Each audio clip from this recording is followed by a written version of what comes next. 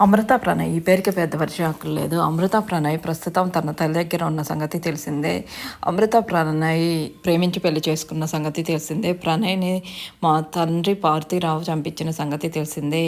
తర్వాత కొన్ని రోజులకి మారుతీరావు కూడా ఆత్మహత్య చేసుకున్నారు. ప్రస్తుతం అమృత ప్రణయ్కి సంబంధించిన తుది తీర్పు విడుదలయ్యింది. అందరికీ కూడా శిక్ష పడింది.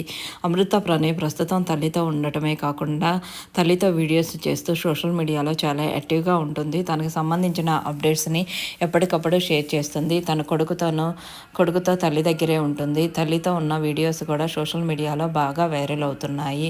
అమృత ప్రణయ్ ఎప్పుడూ హ్యాపీగా ఉండాలి బాబుతో అంటూ నెటిజన్లు కూడా కామెంట్లు పెడుతున్నారు.